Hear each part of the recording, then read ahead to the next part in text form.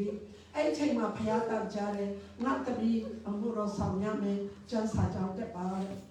ကျန်းစာကြောင်းတက်ဖို့စားတဲ့အချိန်မှာတက်40ရှိပြီတက်40မှာနော် BTA တက်တယ်ပြီးတယ် MLIP တက်တယ်ပြီးတယ်နောက်ပြီးတော့ဖိလစ်ပိုင်တော့ပြီးတော့ DMIN တက်တယ်ပြီးတယ် PhD တက်တယ်ပြီးခဲ့တယ်ကျန်းစာကြောင်းတက်တဲ့နှစ်ပေါင်းက7တောင်ဖြစ်ကြာသွားတယ် BTS MDiv DMIN PhD တက်တဲ့အချိန်မှာ7တောင်နှစ်လုံးကြာခဲ့တာဖြစ်တယ်အဲ့ဒီနောက်ပိုင်းမှာကျတော့ကျောင်းမှာဘောတော့ရန်ကုန်မှာကျွန်တော်ရန်ကုန်မှာနေပါတယ်အခုလောလောဆယ်ကHouse of Praise Ministry နဲ့ Open Ministry နဲ့အမှုတော်ဆောင်ပါတယ်ဒါလည်းကိုဟာကိုဘာလဲကိုတဘောနဲ့ကိုမိတာမဟုတ်ဘဲနဲ့ဖယားသခင်အတန်တိတိကျကျကြားပြီးတော့လေတရား Ministry က House of Praise Ministry ဖြစ်မယ်ဆိုတာဖယားတန်တိတိကျကျကြားလို့2013ကလေးက Ministry ရှိပြီးတော့အခုဆို9နှစ်ရောက်နေဖြစ်ပါတယ်အဲ့လို9နှစ်လုံးMinistry မှာစာဖြစ်လုံးကကျန်းစာကြောင်းဓမ္မခေါ်လိုက်မှာစာချခဲ့တယ်။ကျောင်းလေးကျောင်းမှာစာပြခဲ့တယ် subject 10ခုလောက်ပညာတော်ချခဲ့တာပေါ့နော်ကိုတက်ခဲ့တဲ့အရာတွေအဲ့ဒီနောက်ပိုင်းမှာတန်ကြားပြန်ပြီးအချိန်ကြီးပြီးယေရှုလာတော့မယ်ဒါကြောင့်လို့ဧဝံဂေလိထပ်ပါဆိုပြီးတော့ကျွန်မအမျိုးသားနဲ့ဧဝံဂေလိသွားတယ်ကျေးဇူးတော်ကြောင့်မြန်မာပြည်အနှံ့သွားတယ်မတူပြည်လေးရောက်ပါတယ် Reverend Aaron Kong နဲ့မတူပြည်ရောက်တယ်အခုလောလောဆယ်လေအခု CBCC နဲ့ Pastor Reverend Aaron Kong အိမ်မှာတေးပါတယ်မတူပြည်လေးရောက်ခဲ့တယ်ထန်တလာနေစတော့ညကြီးရောက်ခဲ့တယ်ဖလာနေတဟန်ကလေးမျိုးတမူကောက်စားမနော်နေရာမှာကျွန်မမျိုးသားနဲ့ဧဝံဂေလိသွားတယ်အမေရိကကျွန်မမျိုးသားဆို3ချိန်ရောက်တယ်နောက်ပြီးတော့2018ကအမေရိကမှာ2019ကလည်းအမေရိကမှာ2020ကျတော့ COVID ဖြစ်လာတယ်အပြည့်သွားလို့မရဘူးဒါပေမဲ့အိမ်မှာ ministry မှာဖျားမှုတော်ဆောင်တယ်ကျွန်မရဲ့ ministry မှာဗထန်ဆုတောင်းတဲ့နေရာရှိတယ်လာဆုတောင်းတဲ့လူတွေနဲ့ဝိပုလည်းရှိတယ်နောက်ပြီးတော့ဒီဩစတြေးလျကိုလည်းအခုကျွန်မ3ချိန်မြောက်ဖြစ်တယ်ကျွန်မမြို့သားနဲ့2016တုန်းကရောက်ခဲ့ဘူးပြီဖြစ်တယ်အခုချိန်မှာကျတော့ရန်ကုန်နဲ့ဆရာကောင်းပြတ်နေကျွန်မဘဝမှာကြုံတွေ့ခဲ့တဲ့အရာတွေကလူတိုင်းမကြိုက်တဲ့အရာတွေဖြစ်တယ်ကားအစဖြစ်ခဲ့တယ်နောက်ပြီးတော့ကားအစကြောင့်ခြေထောက်ကိုမေဆိုပြီးတော့ထောင်ထဲရောက်ခဲ့တယ်ထောင်ထဲမှာတလောက်လုံးရောက်ခဲ့တယ်အဲ့ချိန်တုန်းက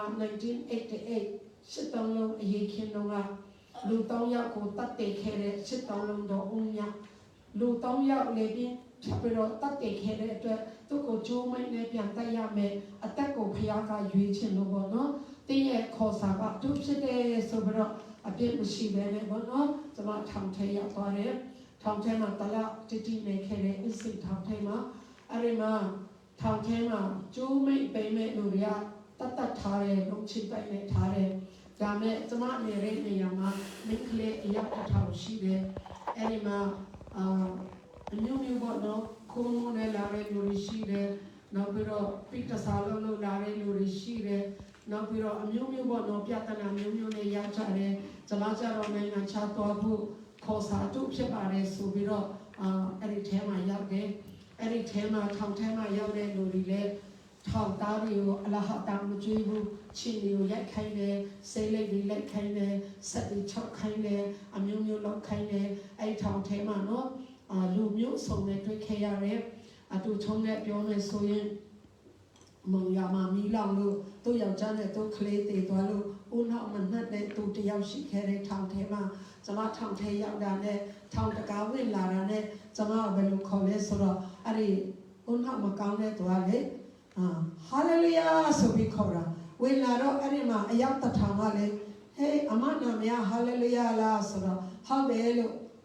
သူတို့ခေါ်တဲ့နေရာဘာမှသိမှလည်းမဟုတ်ပါဘူးဆိုတော့ဟုတ်ပါတယ်လို့ပြောတယ်အဲ့ဒါနဲ့ထောင်ထဲမှာကျွန်မနာမယဟာလေလုယာဖြစ်သွားတယ်ဘုရားရှင်နာမတော်ဒီပေါင်းသေးပါစေ။ဘာလို့လဲဆိုတော့ကျွန်မအသက်တာမှာဟာလေလုယာအာမင်နဲ့ဝိညာဉ်ရေးရနဲ့ဖခင်နဲ့ပဲစက္ကတဲ့လူဖြစ်တယ်ဆိုတာမသိတဲ့လူကတောင်မသိတယ်ပေါ့နော်။အရင်လည်းကျေးဇူးတင်တယ်။နောက်ထောင်ထဲရောက်တဲ့အခါ2ယောက်ကတယောက်မှ2ယောက်ဖြစ်တယ်။သူတို့တွေကဘာလို့ထောင်ထဲရောက်လဲဆိုတော့ သူတို့က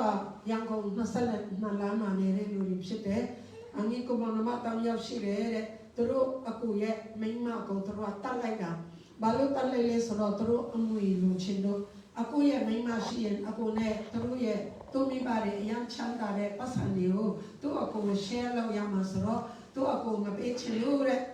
သူတို့ညီအမပဲယူချင်လို့အကူရဲ့မိန်းမကိုတိုက်တခုတတ်ခဲ့တယ်တက်ပြီးတော့လေအပိုင်းပိုင်းဖြတ်ပြီးတော့ပလတ်စတစ်နဲ့အုပ်ပြီးတော့တက်တာထဲပြီးတော့လှုပ်ပလိုက်တာအဲ့ဒီတေတဲ့အကြောင်းကိုဘယ်လို့မှရှာလို့မတွေ့ဘူးဖြစ်တယ်အဲ့ဒါနဲ့ကြာပြီအဲ့လိုကြာလာပြီနည်းနည်း3နှစ်ရှိပြီတဲ့ငါတို့လွတ်ပြီဆိုပြီးတော့ညီအမနဲ့ရောက်စလုံးထမင်းစားကြတယ်ထမင်းစားတဲ့အချိန်ကညီအမ high five လုပ်ကြတာပေါ့ငါတို့တော့အေးစေတယ်ဘဝတခြားလုံးဘာမှပတ်စံရှိတယ်မိဘတွေရှာထားတဲ့ပတ်စံရှိတယ်ထိုင်ရောက်မယ်အိတ်မယ်စားမယ်ဒါပဲဘဝပျော်စရာပဲဆိုပြီးတော့ညီအမ high five လုပ်ကြတယ်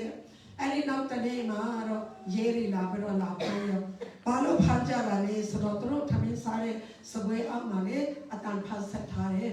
အဲ့ဒီအတန်ဖတ်ဆက်ကိုဘာလို့ဖမ်းလဲလို့ပြောတော့အတန်ဖတ်ဆက်ကိုပြန်လွှတ်တော့ညီအမနဲ့ရောက်သူတို့တတ်တဲ့အကြောင်းဘယ်သူမှမသိတဲ့အကြောင်းလေအကုန်လုံးပြန်ပေါ်တာပေါ့နော်အဲ့ဒါနဲ့သူတို့ထောင်ထဲရောက်တာဖြစ်တယ်အဲ့ဒါကြောင့်ကျမတို့ရဲ့တတ်တာမှာလည်းနေ့စဉ်တတ်တာမှာအမှုမဲ့အမမဲ့မစင်စားမတွေးတော်ပဲနဲ့ပြောတဲ့စကားတွေအားလုံးတနေ့ကျန်တရားစီရင်မှာဖြစ်တယ်ဘုရားသခင်ကတော့ကောက်လောက်ထားတဲ့ကောင်းကင်စီရင်မှာပေါ့နော်အားကြောင့်မလို့အားလုံးကလည်းအပြောအဆိုချိုတာဖို့လိုတယ်အတင်းအဖြစ်မပြောဖို့လိုပါနဲ့နော်ဘုရားသခင်ရှေ့မှာစကားပြောရဲဆိုတာအမြဲတမ်းတရိထားဖို့လိုပါတယ်တောက်တာအခန်းကြီး18-20ထဲမှာရှာဒီအသက်သေးခြင်းနဲ့ဆင်ခြင်းကိုအောက်ဆိုရဲတဲ့အဲ့ဒါကြောင့်မလို့တင်ပြောတဲ့အတိုင်းတင်မှာဖြစ်လာမှာဖျားရှိကောင်းမြတ်တယ်ပြောရင်ကိုယ့်ပေါ်မှာကောင်းမြတ်မှာဖြစ်တယ်နော်ယေရှုအသက်ရှင်နေဆိုကိုယ့်ပေါ်မှာယေရှုအသက်ရှင်မှာဖြစ်တယ်ဒါပေမဲ့လို့ငါတိတ်ချိုဖြစ်တယ်စီချိုဖြစ်တယ်ဖျားတယ်အဲ့လိုမျိုးအမြဲတမ်းပြောရဲဆိုတော့ဗာလေယောဂါခေါ်ဖိတ်တယ်လို့ဖြစ်မှာဖြစ်တယ်အားကြောင့်မလို့ကိုယ့်နောက်နဲ့အကောင်းကြီးပဲပြောနေတယ်ဆိုရင်ချိုးရာကြီးပဲပြောနေတယ်ဆိုရင်တော့ကိုပြောတဲ့စကားကိုပြန်ကြိတ်တင်ရမှာဖြစ်တယ်။တင်းရဲ့နှစ်ပေါင်းတင်းရဲ့ရက်ပေါင်းတင်းရဲ့လတွေပျော်ဆိုစွာနဲ့နေချင်းနေဆိုရင်လည်းတင်းရဲ့တော့ကိုတတိထားပါနောက်ကနေလိမ့်မပြောဘဲနဲ့ဘန်ကတော့စကားပဲပြောပါလို့ကျမ်းစာထဲမှာကျွန်တော်တို့ပြောထားတယ်ဒီတရက်လေးဆိုတော့နောက်ဘယ်လောက်ရေးကြည့်လဲဆိုတော့အကြောင်းလေးလည်းပြောချင်တယ်တခင်ယေရှုလာဖို့ဘယ်လောက်ဒီလဲဆိုတာလေးလည်းပြောချင်တယ် rapture နဲ့ second coming ဘယ်လောက်ကွာချလဲဆိုတာလေးလည်းပြောချင်တယ်ခုနှစ်နှစ်လုံးခဲဘလူရီလောကမှာကြုံတွေ့ရမယ်ဆိုတာလေးလည်းပြောချင်တယ်တထောက်ကြောင်းလေးလည်းပြောချင်တယ်ဒါမဲ့အဲ့ဒါတွေကဒီတရက်ကလေးနဲ့တော့ပြောထပ်မှာမဟုတ်ဘူးဒါပေမဲ့လူဒီကနေ့အတွက်ဆုတောင်းပြီးစက္ကလာတဲ့အရာလေးတွေတော့ပြောမှဖြစ်တယ်အဲ့ဒီထောင်ထဲမှာအဲ့လိုလုံးချင်းတိုက်မှာရှိတဲ့စစ်တုံးလုံးတော့အုံမြကကျိုးမိတ်ပေးတော့မယ်ဆိုရင်တော့တွေးပေါင်မှန်ရမယ်နော်ကျမ်းမာရေးပြည့်စုံရမယ်တွေးအားတူတယ်သူကျိုးမိတ်ပေးမှဆိုတော့စိုးရိမ်ပြီးတော့လေအဲ့ဒါနဲ့ကျွန်မခြေတော့အနာနဲ့ထောင်ထဲမှာဖြစ်တဲ့အတွက်ကြောင့်ထောင်ထဲမှာဗလဲထောင်ထဲမှာဆေးရုံရှိတယ်အဲ့ဒီဆေးရုံခန်းထဲမှာကျွန်မနေရတယ်အဲ့ဒီစစ်တောင်းလုံးတော့အုံးများနဲ့တူတူအိတ်တယ်အဲ့ဒီမှာအဲ့ဒီစစ်တောင်းလုံးတော့အုံးများလေညီမလေးတန်ဘာဖြစ်လို့ဒီမှာနေတာလဲလို့ပြောတာကျွန်မလည်းအင်္ဂလိပ်လေးလို့ထူလာတယ်လို့ပြောလိုက်တယ်အတီရောဘာလို့လဲဆိုတော့ဘာဖြစ်လို့ဒီကိုရောက်လာလဲလို့နေတော့ကျွန်မတော့နာမည်ကြီးလေစစ်တောင်းလုံးတော့အုံးများလေလူတောင်းရောက်တက်ခဲတာလေနာမည်ကြီးလေကျွန်မမသိဘူးလားလို့ပြောတယ်ဟုတ်လားမသိဘူးဆိုတော့ကျုံမိတ်ချတော့မယ်ဆိုတော့ကိုဝိညာဉ်ပဲသွားမလဲမဲလိုက်တော့မသိဘူးလေမသိလို့ပတိဆိုင်နေတာဘောလို့ပြောတယ်အဲ့လိုဆိုရင်ကိုဝိညာဉ်ထိုက်ရလားကိုသွားမယ်လားကိုသိတော့သူဒီပညာရှိဖြစ်တယ်လို့ကျွန်တော်တို့တမန်တရားထဲမှာပြောတယ်အားကြောင့်လို့အန်တီကိုကေတင်တဲ့သခင်ယေရှုရှိတယ်လူသားတွေက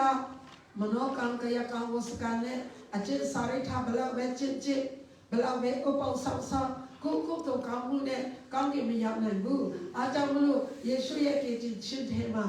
ယုံကြည်ဖို့လူတွေဆိုပြီးတော့ကိတ္တိချီဝင်ခါလိုက်တယ်အဲ့ဒါနဲ့သူတတ်တာပြောင်းလဲသွားတယ်အဲ့ဒါနဲ့သူ့ရဲ့အိမ်မထဲမှာလည်းယေရှုယူပါယုံနဲ့တွေ့တယ်ဝိလုံအဖြုံနဲ့တောင်းအမြင့်ကြီးမှာသူတက်ပြီးတော့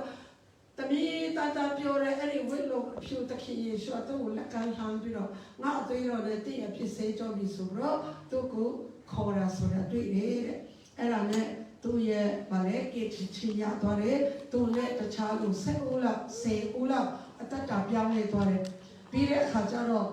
ထောက်လိုက်ရရလာပြီးတော့လေဆရာမတတ်တာထောင်ထဲမှာလာတာတရားဟောဖို့ခေါ်တာမဟုတ်ဘူးတရားဟောလို့မရတော့ဘူးပြောတယ်အဲ့ဒါနဲ့တရားမဟောနိုင်တော့ဘူးအဲ့လိုဆိုတော့ကျမရဲ့ duty ကထောင်ထဲမှာစစ်တောင်းလို့တော့အုံညနဲ့တကွလူစေဦးရဲ့ဝိညာဉ်ကြီးဖို့ရဖြစ်တဲ့အတွက်ကြောင့်လောက်ငါပြီးသွားတဲ့အခါအပြစ်မရှိဘူးဆိုတော့လေသူတို့ကကြတော့အလားထောင်ကြတယ်လို့မပြောဘူးအချုပ်ထဲမှာခဏနေတာကိုတရားစီတဲ့အခါဖြစ်မတွေ့တော့ပြန်လွတ်တယ်အဲဆိုတော့ကျမဘဝကိုတက်တဲ့ခါတဲ့အခါနော်လူတိုင်းမကြုံဘူးအားလုံးကမကြုံဘူးအယောက်တစ်ထောင်မှာတယောက်ပေါ့နော်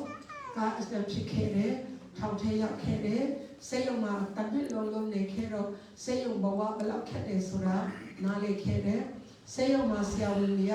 ချမ်းသာတဲ့လူတွေဘာလို့အလဲမေးတယ်ဆင်းရဲတဲ့သူတွေမကြည့်ချင်ဘူးကလမလေးတယောက်အယူကျူးသွားတယ်ဒီလောက်မဆက်ဘူးနော်အဲ့ဒါကိုဆရာဝန်ကျမရဲ့ခြေရမဆက်ဘူးလောက်ပေးပါအောင်လို့ပြောတာဆရာဝန်ကဘာပြောလဲဆိုတော့မိကိုမကြည့်ချင်ဘူးလို့ပြောတာကျမအဲ့ဒါကြားပြီးမိတပေါက်ကြတယ်အိုးဆရာဝန်တကားလို့ဆရာဝန်တခင်ယေရှုကကိုယ်နိုင်ရဲ့သားနဲ့လောကီဆရာဝန်နဲ့တွားပြီးတော့ပတ်စာမပေးနိုင်တော့လောကီဆရာဝန်ကယူမဆိုင်ဘူးတထဲတွေကြတော့လာပြီးတော့ဘာလို့အပ်တယ်လဲအန်တီဘာလို့ပေးရမလဲပေးနိုင်တဲ့လူကြတော့ကိုယ့်အချင်းကပေးနိုင်တဲ့လူကြတော့မကူညီနိုင်ဘူးနော်အားကြောင့်လောကမှာလည်းတရားမျှတမှုမရှိပါဘူးဆေးရုံမှာကြည့်မလားတရားမျှတမှုမရှိဘူးပညာရေးမှာကြည့်မလားတရားမျှတမှုမရှိဘူးမြန်မာပြည်မှာနော်သူကမလေးရှားရောက်နေတဲ့ဆာမွေးအောင်နေတယ်စေရန်အောင်နေတယ်ဘယ်လိုလုပ်လဲအစားထိုးဖြည့်ပေးတာပေါ့နော်အဲ့လိုမျိုးတွေပညာရေးမှာလည်းမတမန်မှုတွေအများကြီးပဲ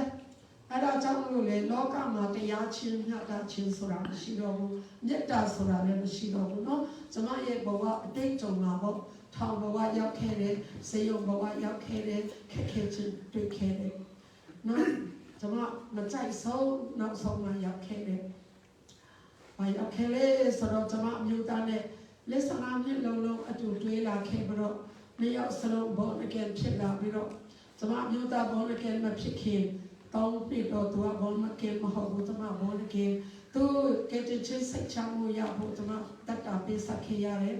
အပတ်တိုင်းအစာရှောင်ရတယ်သူကသူ့ရဲ့လောကဘဝမှာဘောနော်ရေဒီယိုအဆိုတော်ဖြစ်ခဲ့တယ်တမမျိုးသားနာမည်က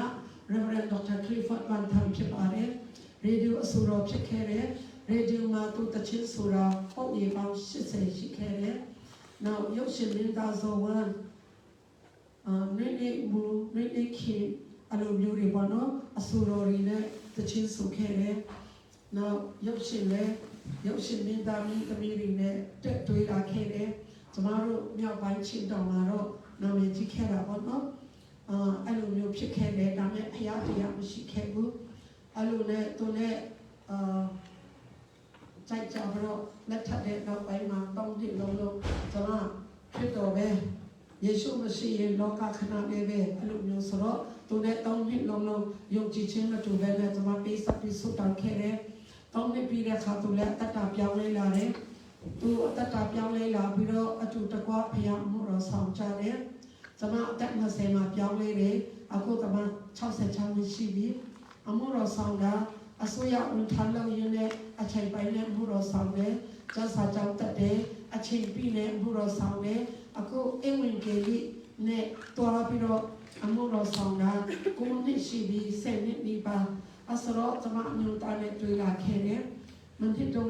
မမျော်လင့်ပဲနဲ့2021 July လမှာ COVID ကအရာ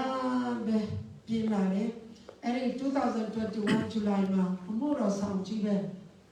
အဝင်ကလေးဆရာကြီး evangelist တွေ pastor တွေတလားထဲမှာအယောက်180တည်သွားတယ် အဲ့ဒီထဲမှာကျွန်မမြို့သားပါပါတယ်အဲ့တော့ကျွန်မမြို့သားကျေးဇူးတော်ကြောင့်ကျွန်မတို့လက်ထက်တဲ့ဘဝမှာဆေးရုံတစ်ခါမှမရောက်ဘူးအရန်တန်မှာပြီးတော့ကျမ်းပါတယ်အသက်တည်တဲ့ခါ93နှစ်ဒါနဲ့93နှစ်လို့မထင်ရဘူးအသက်60အရွယ်လောက်ပဲရှိတယ်အရန်တန်မှာတည်တဲ့ကျမ်းပါတယ်အဲ့တော့နည်းနည်းပါပေါ့နော်ကိုနည်းနည်းပူတယ်တောက်ခွေလေးထင်တာဒါမဲ့အောက်ဆီဂျင်ကျသွားပြီးတော့မမျော်လင့်ပဲနဲ့3 ရက်နေမှာအောက်ဆီဂျင်ရှူတယ်အဲ့ချိန်မှာအောက်ဆီဂျင်ဘူးရှာလို့မရဘူးအောက်ဆီဂျင်ဘူးရှာလို့မရဘူးတထဲတယောက်ဆိုရင်အောက်ဆီဂျင်ဘူးမရှိတော့ဘူးတော့တက်ဆုံးတော့မယ်ငါ့ကိုအောက်ဆီဂျင်ဘူးပေးကြပါအောက်ဆီဂျင်ရှူစရာမရှိတော့ဘူးအောက်ဆီဂျင်ပေးနိုင်တယ်လို့ရှိရင်သူ့ရဲ့တိုက်အိမ်တင်ပေါင်း9000တန်နဲ့ပေးမယ်ဆိုပြီးတော့စိတ်ခေါ်တယ်ဘသူမှအောက်ဆီဂျင်မပေးဘဲနဲ့အသက်ရှုံးခဲ့ရတယ်ကျွန်မမျိုးသားဆိုလေအောက်ဆီဂျင်ဘယ်မှမရဘူးဆေးရုံသွားမယ်ဆိုတော့နှစ်ယောက်စလုံးတူလဲခြေကြည့်လဲနဲ့သွားနေကြတယ်တက်ဆီထဲမှာဝင်ပြီးတော့ဆေးရုံသွားပါတယ်ဆိုမှလမ်းမှာလေဒီလိုအသက်ရှုံးရသွားပြီးတော့ဆုံးသွားတာဖြစ်ပါတယ်တက်ဆီပေါ်မှာတော့ဖက်ပြီးတော့တူတက်တာမရှိတော့ဘူးကျွန်မလည်းတေးလေဆိုတော့လုံးဝမယုံလို့ဆေးရုံခေါ်တော့တယ်ပြီးတော့ဆေးရုံရောက်တဲ့အခါဆရာဝန်ကြီးစစ်ဆေးတယ်တမရှိတော့ဘူးတဲ့အဲ့ဒီဆေးရုံရောက်သွားပြီဆိုတော့အလောင်းလူလာလို့မရတော့ဘူးနောက်တနေ့3 ရက်နေ့မှာ3 ရက်နေ့မှာအောက်ဆီဂျင်မရှိဘူးဇူလိုင်4 ရက်နေ့မှာဆေးရုံရောက်တယ်အဲ့ဒါနဲ့9 ရက်နေ့မှာလာခဲ့ပါ8 နိုင်ဆိုတော့လေသူယောဂကိုဗစ်ဖြစ်နေတယ်တကြူလို့မရဘူးကျေးဇူးပြုပြီးကျွန်မမြို့သားပါစတာဖြစ်တယ်ကျွန်တော်တို့ခရိယာရဲ့ထောက်စာအနေနဲ့တကြူရမှာဖြစ်တယ်တကြူဖို့ပေးပါဆိုတော့လေမရဘူးတဲ့ကိုဗစ်တရားလေနိုင်ငံတော်မူရှိတယ်ယေရှုရောက်နေတဲ့ဘာလဲကျွန်မမြို့သားသူအသက်ရှင်တော့သူ့ရဲ့ကိုယ်ခန္ဓာလေသူ့လမ်းလျှောက်တာတောင်မှအပြူတွေကသူ့ရဲ့ခြေရာကိုယူပြီးတော့ခလစ်ဖော့ရဲ့ခြေရာကျွန်မရတယ်ဆိုပြီးတော့ဒါလောက်နာမည်ကြီးခဲ့တဲ့ဒီရုပ်ကလကတမိနစ်အတွင်းမှာပြကြတော့ပြီးတော့မိရှုခဲ့ရတာရန်ကုန်နေတယ်အဲ့ဒါနဲ့ဘလို့မှကိုကြုံတဲ့အရာကလေညီလို့မရတော့ဘူးလေအဲ့လိုနဲ့မိရှုခဲ့တယ်အဲ့လိုမိရှုတဲ့အချိန်မှာလေကိုဗစ်ကအရန်ပြင်းပြတော့ဘသူမှမလာပေးဘူးကျွန်မတယောက်သေးပဲသူကိုဖက်တယ်ကိုအမျိုးသားကိုတယောက်သေးတကြူတယ်ဆိုတာကျွန်မပဲဖြစ်မှာဖြစ်တယ်ကျွန်မတို့တင်ပေးလို့ပြောင်းလဲလာတဲ့ဗုဒ္ဓဘာသာစိုက်ကာသမားတယောက်ကလိုက်ပေးတယ်နောက်ပြီးတော့ဗုဒ္ဓဘာသာတယောက်ပြောင်းလဲတဲ့သူတယောက်ကကျွန်မလည်းအဖျားကတရားဖြစ်တရားတောင်းရှိတယ်နောက်ပြီးတော့အဲ့ဒီကိုဗစ်လက္ခဏာပဲဖြစ်မှာပေါ့နော်ကျွန်မစစ်တဲ့အခါကိုဗစ်လို့တော့မတွေ့ဘူးဒါမဲ့ဘယ်လိုခေါ်မလဲသမီးလည်းမစားနိုင်ဘူးဒီလိုတောင်းနေတယ်အယောပဲအမျိုးသားတို့ကြိုတော့လည်းမတည့်တောင်မတည့်ရနိုင်ဘူးနော်အဲ့လိုမျိုးလားတကယ်ခံစားလိုက်ရတယ်လေအဲ့လိုနဲ့ကြိုခဲရတယ်အဲ့ဒါနဲ့တလားလုံးကမြို့သားလည်းကြိုတယ်ဆိုတော့အိုးကျွန်မအမျိုးသားကျွန်မကိုခွင့်လွှတ်ပါမလားသူတက်စီပေါ်မှာတေးတာသူအလောင်းလေးကိုအင်ခေါ်လိုက်တော့ကောင်းကောင်းမဝစ်စားရလေပြီးတော့ကျွန်မတို့ချစ်ထောက်စားတဲ့ကောင်းကောင်းမတချို့နိုင်မဲ့ဟာကျွန်မဘာလို့ဆေးရုံခေါ်တော့လဲဆိုတော့အရန်နောက်တရတယ်နောက်ပြီးတော့မီးရှို့တဲ့ဟာလေသူဘလောက်ဝန်နေမှလေဆိုတော့လေကိုခွန်မလို့နိုင်ဘူးဖြစ်နေတယ်အရန်ပဲဝန်နေတယ်ဟယ်လိုအဲ့ဒါနဲ့တိတ်မဲ့လို့တရားမှမရှိပါဘူးအဲ့လိုကြွေးပြီးတော့အဲ့ရထဲမှာဖျားသမီးလည်းမစားနဲ့အသက်တောင်မရှိချင်တဲ့ထိရောက်လာတဲ့ဒါမဲ့ကျေးဇူးတော်ကြောင့်တခင်ယေရှုအဲ့လိုယူကြုံမရဝနေတဲ့အချိန်မှာကောင်းကင်ကနေအလင်းသမားရဲ့ကိုခန္ဓာပေါ်မှာဒီလိုထိုးနေလာတယ်အဲ့ဒီအလင်းတလူအလင်းတန်းထိုးနေလာတဲ့အခါလေသမားရဲ့ဝနေချင်းတွေမခံစားနိုင်တဲ့အရာတွေတဖြည်းဖြည်းဖျားသခင်က operation လုပ်ပြီးတော့ပျောက်သွားတာဖြစ်တယ်ဖျားရှင်နာမတော်ဒီပေါင်းကြည်ပါစေအာမင်နောက်ပြီးတော့ဖျားကျွန်တော်စကားပြောတာယုံကြည်သူဆိုတာသိတာမရှိပါဘူးတဲ့သူကကောင်းကင်မှာ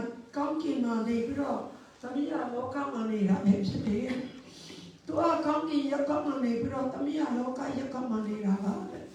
ยมจีตัวเนี่ยเนี่ยตีระสุราชิบาบุโลกายานิตีเนี่ยขณะเนี่ยเพราะท้าวระกาลกุตัวมาพิเศษตัวเราโลกมาอารมณ์บีตัวเราอังกฤษอาดูเร่မြန်မာနေအင်္ဂလိပ်စာနေချင်းအနေမြန်မာနေအင်္ဂလိပ်အဲ့လိုမျိုးစာအုပ်ဘာသာပြန်တာအောက်ရည်စစ်စစ်ရှိတယ်။နောက်ပြီးတော့မဂ္ဂဇင်းထောက်တာတွေနောက်ပြီးတော့ဓမ္မတက္ကသိုလ်မှာစာချတယ်နောက်ဆုံးကြတော့ဘုရားသခင်ကအမြန်ဆုံးပြေးပြီးတော့ချင်းလို့ဆိုရင်ဇွဲကောက်ဆိုတာဥပမာတောထဲမှာသွားမယ်လူတယောက်တည်မယ်တယောက်ကရှင်မယ်တယောက်ကဝတ်ဝင်ကြိုက်တယ်အဲ့လိုဆိုတော့ thank you အဲ့လိုဆိုတော့တယောက်ကတကယ်ချစ်တည်ပါတယ်ဆိုတာလေပြေးပြီးတော့အိမ်ထဲမှာသွားပြီးတော့ကိုငီဖို့သွားခေါ်ရမှာအဲ့လိုမျိုးဇွဲကောက်လို့ခေါ်တယ်ဒီပုံစံနဲ့အဝင်ဂေလီကိုလေနောက်နေချင်းမရှိတော့ဘဲနဲ့အိပ်ပျော်ချင်းမရှိတော့ဘဲနဲ့အိမ်ငယ်ချင်းမရှိတော့ဘဲနဲ့ပြီးရချင်းမရှိတော့ဘဲနဲ့လေမြန်ကလေးပြေးပြီးတော့ယေရှုကြလာတော့မယ်စိတ်သိရှိပါဆိုတာဟောရမယ်ဘုရားပြောတော့လေနှစ်ယောက်စလုံးအဝင်ကလေးပါတယ်ဒါပေမဲ့ဘုရားတမန်ပြောတာအမျိုးသားကလီဖိုကတော့အလောက်ပြီး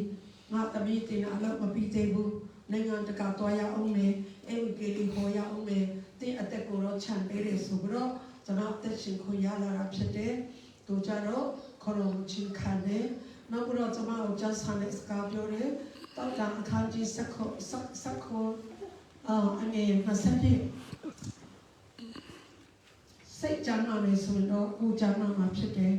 စိတ်စီးရဲနေဆိုတော့အယိုးတွေကတွေးချမှဖြစ်တယ်ဆိုတော့ပေါ်ပြတယ်ကျွန်မဝမ်းနေနေမယ်ငိုကြွေးနေမယ်ဖြစ်ပြီးသားအရာကိုတန်တနေပြီဆိုတော့အယိုးတွေကတိတ်ချောက်သွားမှဖြစ်တယ်အားကြောင့်လို့မတမီမငုံနေတော့ဆိုပြီးတော့ဘုရားသခင်ကနှိမ့်သိမ့်နေဒီမှာလာတဲ့အခါလဲအခါတလေပြတ်ခြင်းနဲ့ကိုယ်တော်မှာတအားပြတ်ခြင်းနဲ့ဒါပဲလေလို့ပြတ်လဲအမျိုးသားလည်းမရှိတော့ဘူးလေဘာမှကျွန်မဘဝပြောစရာဆိုတာမရှိတော့ပါဘူးကိုရောကျွန်မဘဝပြောစရာမရှိတော့ပါလားလို့ဖခင်ပြောတဲ့အခါဖခင်ကျွန်မဝိညာဉ်တော်ကျွန်မစကားပြောတယ်ငါသမီးပြောစရာတစ်ခုရှိသေးတယ်လေပြောစရာတစ်ခုလည်းရှိတယ်လေယေရှု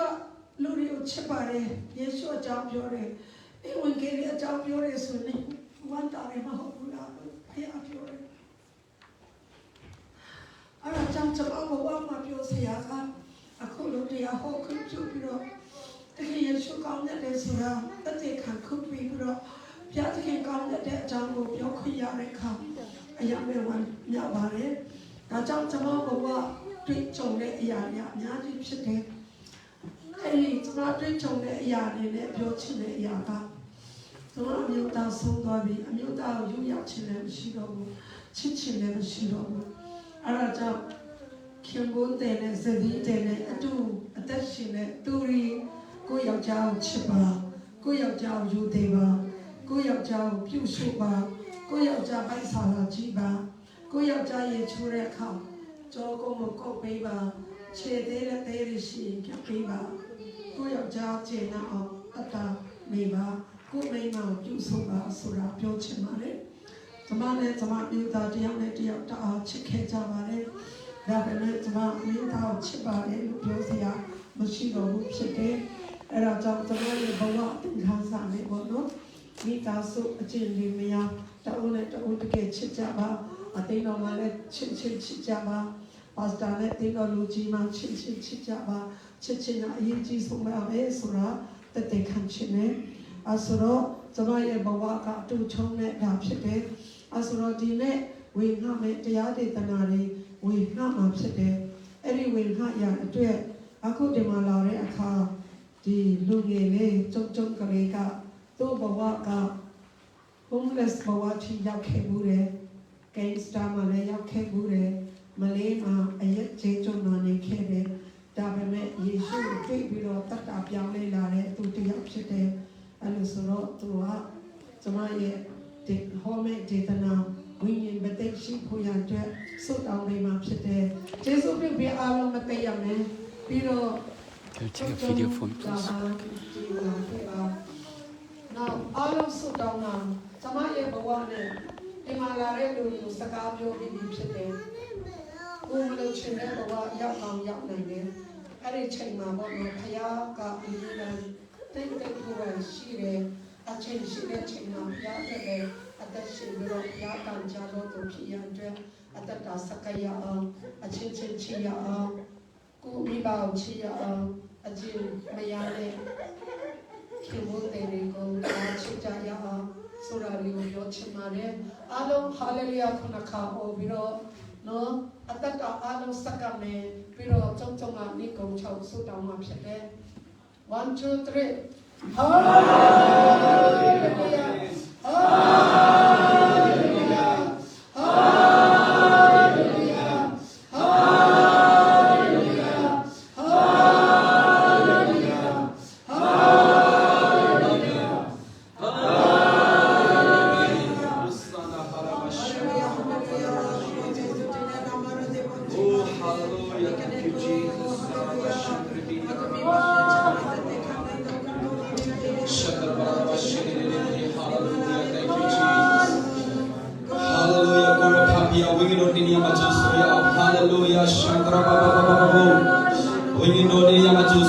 Hallelujah, maybe the Lord God will put it to Suya. Hallelujah, we need no long at the Yama. Oh, hallelujah, Chamani Lupoma. Oh, Chamachin the Guri Dolona Rome. Hallelujah, Magomeri Lupoma. Oh, look at Chin the Guri Dolona Rome. Hallelujah, Shadrava Shigiria Rabas. Hallelujah, hallelujah, hallelujah. Hallelujah, Kuronia Pibare. We know Jusuarepa. Then Shada we know Diniama Kuronia Pibarepa. Holy Karabaya Sadrava Shidi. Korababa Halaraba Shidi. Hallelujah, hallelujah. Oh, hallelujah. At that time, Chamachi Hallelujah. Yeshua Kuro Dinima. Oh, Lumil Shego, Yeshua Metia Barepa. Hallelujah, hallelujah. Oh. Sharababa, hallelujah, hallelujah. Thank you, Jesus. Hallelujah, hallelujah. Diniama, we know Josuareta. That is no we know Diniama Josuareta. Hallelujah, hallelujah, hallelujah. Jamaj, oh, hallelujah, Jamachim. Bir Shimpia, Diniama Kuro Josuareta. We know Pia, Diniama Josuare. Ayochin Sida in the Lord, the Gabu Kuro Tutiba. Oh, Ayochin Sida in the Lord, the Gabu Kuro Skapiova. Hallelujah, hallelujah. Oh, Kuro, Winia Makuro, Melumio Yeshua Maneko, Lumio Chinjao Yeshua Maretia Barepa. Then Shindo Wingo, hallelujah. During the Lord God Sanga Seva, during Wingo Sanga Seva, Kuro Wingo Sanga Seva Papia. Then Shindo Wingo, Chimaso Alola Diniama, oh Chimaso Kuro, oh Shama, Tompula Kuro Diniama, Tuti Skapiova, at that time of Piolinu, Yeshua Piole Puyandra, oh Shama, no Shapaco Papa, Shakara Paya Satrava Sheri, hallelujah, Chama Chindi, oh, do it Pasaka to the Ayari, oh, do it no to the Ayari Kuro, oh, Diniama, Nabu, Ayochin Member, Ayochin Macro, Chama Chinigo, Lumio Chinigo, oh, Sama, no Shapasaka, the season saver, to watch Chinigo, season saver, oh, hallelujah, the Piazza Willigo, Chimaso, anointing power, they are season saver, hallelujah, Shakara Baba, oh, Jesus, Soraba Shakarabasi, hallelujah, we know Pia Peba, hallelujah, Kuro, Korea Bono, and Rancho Peba, oh, Shakarabaya City, oh, we know in Bono, Yamakuro, Daro Sana Barepa, hallelujah, Kuro, Chiva Sotinima, Bono season saver, hallelujah, hallelujah, oh, Jesus, we give more in Yamakuro, you are to save up, hallelujah, hallelujah, Kuro, hallelujah, hallelujah, hallelujah. Thank you, Jesus, fathers. Hallelujah, Kuro Kunia Pivareka. Din Dignia Makuro Pabia, Diniani Pamakuro, Dinia Makuro Tadami, Ayochin Zirako. Hallelujah, we know Tolama, the young Chan, oh Siamaya, no Shapaka, 20 Ayari, Bentley the young Chan, oh, come Jimmy and the Piansi Papa. Yes, show them the birthday by Pa. ဒီဒီမချမ်းပါလေလို့ယေရှုနာမနဲ့ချမ်းပါခွန်ပေးပါဟာလေလုယာစာတမန်ရဲ့နောက်ဆက်ခြင်းတွေ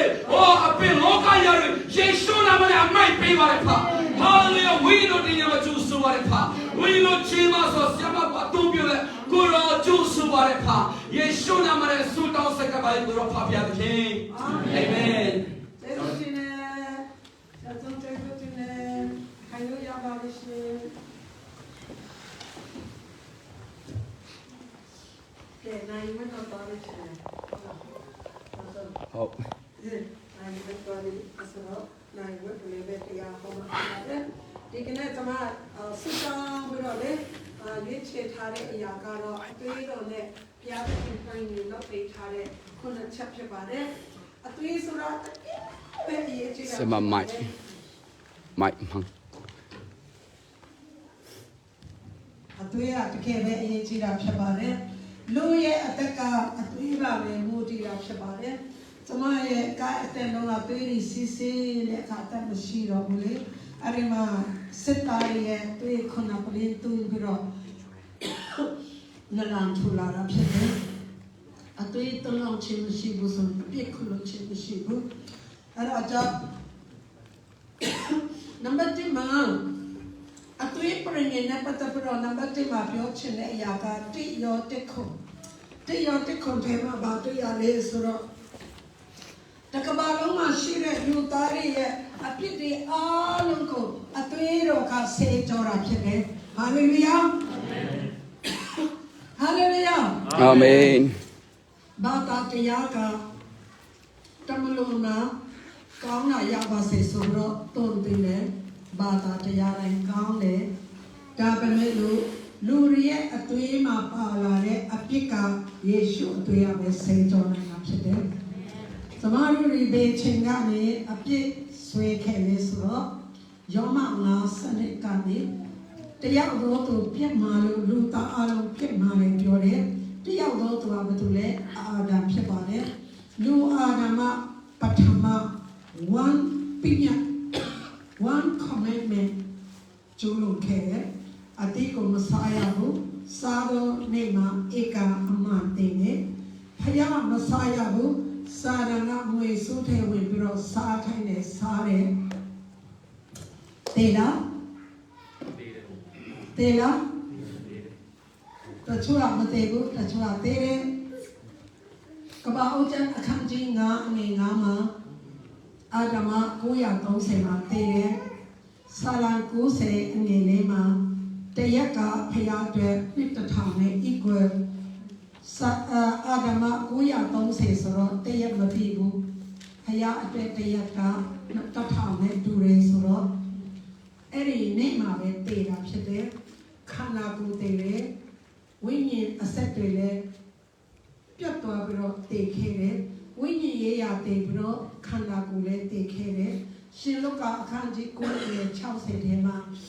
တကယ်ယေရှုဖခင်ကပြောလဲလူသေးကမိမိလူသေးကိုတကြွပါစေတဲ့လူသေးကမိမိလူသေးတကြွမှာလဲဝိညာဉ်ရေးရာတည်တဲ့လူကိုခန္ဓာကိုယ်တည်တဲ့လူကိုဝိညာဉ်ရေးရာတည်နေတဲ့လူဖခင်အမြင်မှာခန္ဓာတည်ပြီးတော့ဒီမှာခန္ဓာမတည်သေးပဲနဲ့ဝိညာဉ်တည်တဲ့လူကတကြွပါစေလို့ပြောတယ်အဲ့ဒါကြောင့်ဒီကနေ့ကျမတို့ရဲ့ဝိညာဉ်ရေးရာပြန်ရှင်လာရအတွက်ဖခင်ကပရိငင်လောက်ထားတယ်။ဘာလောက်ထားလဲဆိုတော့အသွေးတော်နဲ့ပရိငင်လောက်ထားတာဖြစ်တယ်။အဲ့ဒီအသွေးတော်နံပါတ်1ကခုနပြောတဲ့တိယောတစ်ခုဖြစ်ပါတယ်။သခင်ယေရှုရဲ့အသွေးတော်ကတည့်ရဲ့ပစ္စည်းသမျှအလုံးကိုစေကြောပြီးပြီဖြစ်တယ်။ဟာလေလုယာ။ဟာလေလုယာ။ Amen အပြစ်ကိုအသွေးနဲ့စေကြောပြီးပြီ။အပြစ်ကိုဖုံးအုပ်ပြီးပြီတဲ့ယောမလေးခုရှိတွေ့မယ်ဖေဘေ30ခုကြည့်မယ်ဆိုရင်အပြစ်ဖုံးအုပ်ခြင်းတို့ခံတော်သူဒီမင်္ဂလာရှိတယ်တဲ့တင်းတို့အပြစ်ကိုမအောင်မေဘူးတဲ့အပြစ်ဒီအားလုံးကိုခွလို့ပြီးလို့ပြောတယ်အဲ့လိုဆိုတော့အပြစ်ခွလို့ခြင်းခံတဲ့လူကဘာလဲဆိုတော့မင်္ဂလာရှိတော်သူဖြစ်တယ်ပြတ်စင်နာမတော်ဒီပေါင်းကြည့်ပါစေအာမင်အကြောင်းနံပါတ်1ဒီကနေ့ယေရှုရဲ့သွေးလောင်းတဲ့အသွေးတော်ကြောင့်တင်းရဲ့ပြစ်မားခဲ့တဲ့အဖြစ်မားအောင်တဲ့အဖြစ် မာနေအောင်မဲ့ဖြစ်ပြီးအားလုံးယေရှုအသွေးတော်နဲ့ဆေးကြောပြီးဖြစ်တယ်။ရရှိနာမတော်ဒီပေါင်းကြည့်ပါစေ။အာမင်။ချမ်းမြောက်ရာကျမ်းအခန်းကြီး7အငယ်7ကိုတွေ့လို့ဆိုရင်အီဂျစ်ပြည်မှာအစ်တလလူမျိုးတွေကြုံခံခဲ့တယ်။အဲ့ဒီကြုံဘဝနဲ့သူတို့ကိုကဲခဲ့တဲ့အခါသူတနေကိုတပ်ပြီးတော့အသွေးတော်ကိုတကရုတ်တတိုင်းမှာ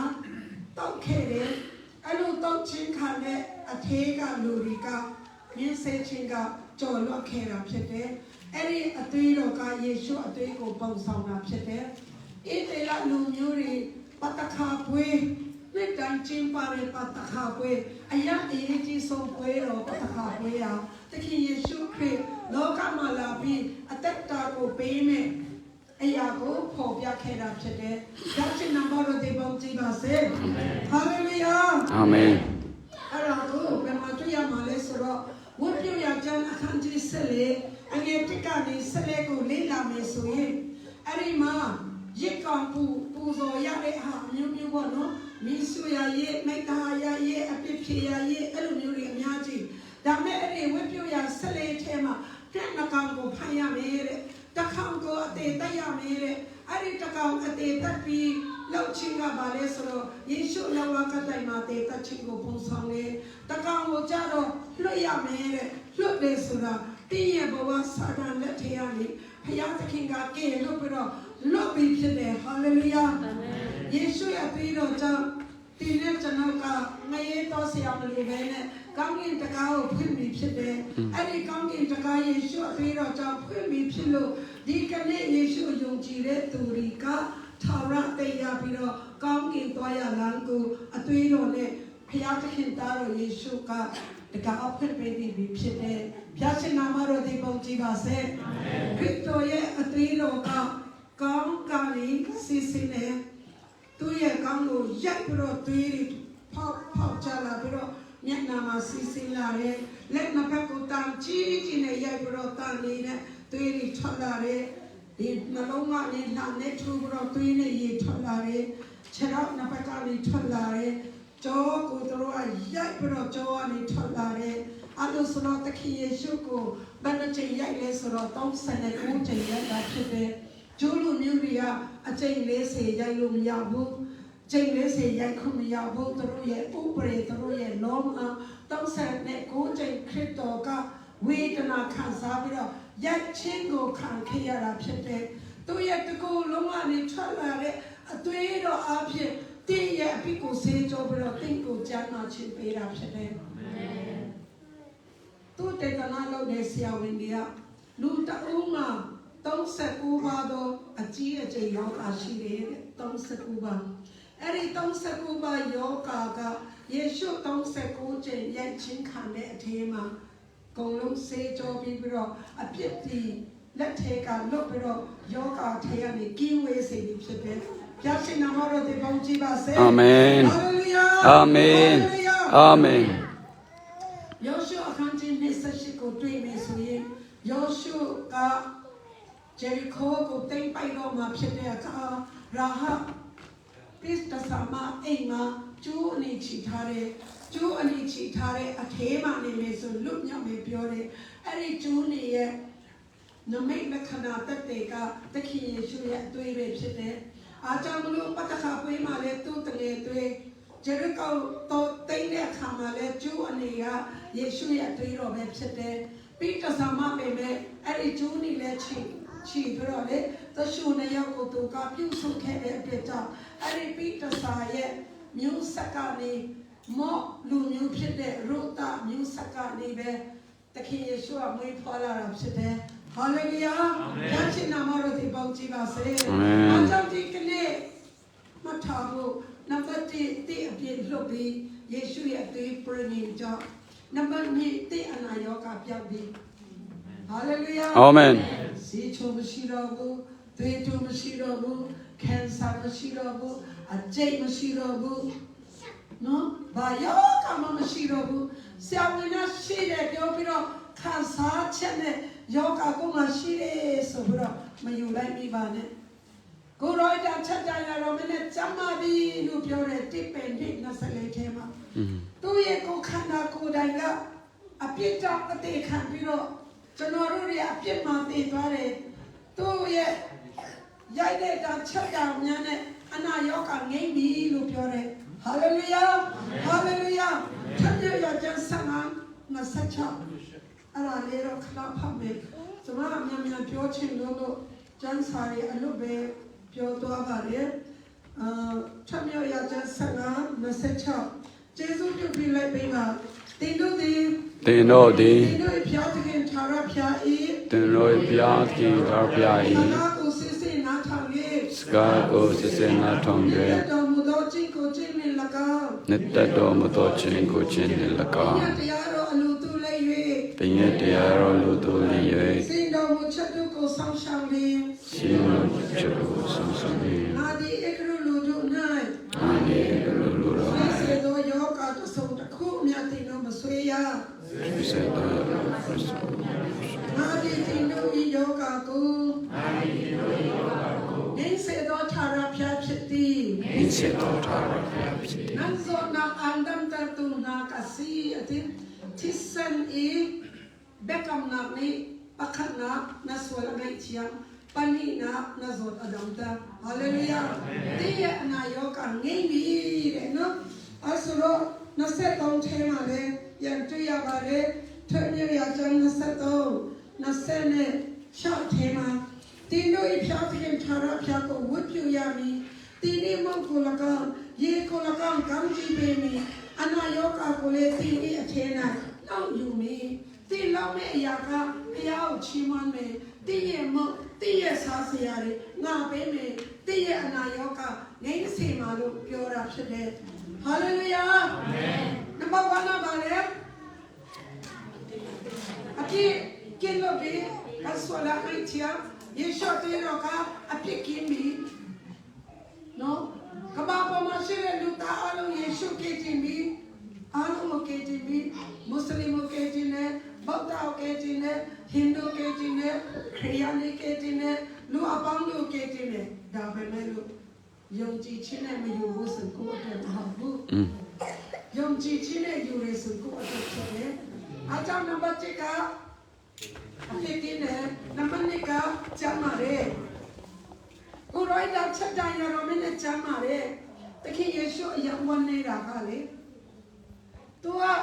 အသက်တာပေးခဲ့တယ်ဝေဒနာခံခဲ့တယ်ကောင်းကင်ဘုံစည်းစိမ်ကိုထားခဲ့ပြီးတော့လောကမှာအပြစ်သားတွေလို့သူ့ကိုခွေးကတော့မဝိုင်းချင်ဘူးတရွေးထွေးတယ်ရိုက်တယ်ညလုံးကိုပိတ်တယ်ကိုသုံးလုံးနဲ့ဒီလောက်တော့ဝေဒနာခံစားခဲ့တယ်ဒါပေမဲ့တင်ကတင်ကိုဖျားတခင်ဖြစ်စေချင်တာကယုံကြည်ခြင်းတစ်ခုပဲဖြစ်စေချင်တာဖြစ်တယ်။ယုံကြည်ခြင်းနဲ့ယူလိုက်လို့ပဲဖြစ်တယ်။ကိုရိုက်တန်ချက်တိုင်းရတော့မနဲ့ကျမ်းမာပြီ။ဟာလေလုယာ။အာမင်။ဆိုတော့ဒီကနေ့ဒီမှာလာတဲ့သူထဲမှာယောဂခံစားတဲ့လူရှိလား။ဒီရဲ့ယောဂကယေရှုတန်ချက်တိုင်းရတော့မနဲ့ပြောက်ပြီဖြစ်တယ်။ဟာလေလုယာ။ အာမင် ကျင့်ညာပါ။နှုတ်နဲ့ကျင့်ညာပါ။ကျင့်ညာနဲ့ဆိုနှုတ်ကတက်တေခြင်းနဲ့ရှင်ခြင်းကနှုတ်ကနေထွက်တဲ့အတိုင်းတကူလုံးထဲမှာကျင်းနိုင်ရိုက်ပြီးတော့တကူလုံးထဲမှာကျမ်းမာသွားတာဖြစ်တယ်။ဟာလေလုယာ။အာမင်။အစာယ53ကိုဖတ်မယ်ဆိုရင်လည်းထို့သူသည်ကျွန်တော်တို့အတွက်လုံခြုံခြင်းနော်နာကြည်စွာလုံခြုံစွာရခဲ့တယ်။မျိုးမျိုးဝေဒနာခံခဲ့တယ်။ဒါဟာကျွန်တော်တို့ရဲ့အဖြစ်ကြောင့်ဖြစ်ပြီးတော့သူ့ရဲ့ဓာတ်ချက်တော်နဲ့ကျမ်းမာခဲ့ပြီဖြစ်တယ်။ရရှိနာမတော်ဒီပုံကြည့်ပါစေ။အာမင်။နံပါတ်3ဖျားလို့ပေးတာကလတိ3:7ကျင့်ချင်းကနေလွတ်မြောက်စေတာဖြစ်တယ်။ Christ ကနေလွတ်မြောက်စေတာဖြစ်တယ်။မိဘဘူဘေရီကအပြစ်လုပ်ခဲ့မိတယ်။ရုပ်တုကိုယ်ကိုယ်ခဲ့မိတယ်။အသက်ရှင်တဲ့ဘုရားကိုမကိုးကွယ်ဘူး။ကျင့်ချင်းထဲမှာစားစရာမရှိခြင်းဖျားနာခြင်းငရေရောက်ခြင်းအမျိုးမျိုးအာကိုတူအလုံးကကျင့်ချင်းဖြစ်တယ်။ဒါပေမဲ့စစ်တိုင်မှာဆွေးပြီးအသေးတက်တဲ့လူတွေက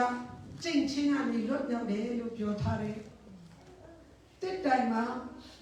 ခရစ်တော်ကချိတ်ဆွေးခြင်းခံပြီးတော့အသေးခံခဲ့တယ်။အားကြောင့်မလို့တင်က ကျင့်ချင်းကနေလွတ်မြောက်ပြီဖြစ်တယ်ရှာဆက်နာပြီးမလွတ်ကြောင်းဝိပါမင်းထထနာကောက်ဆဲ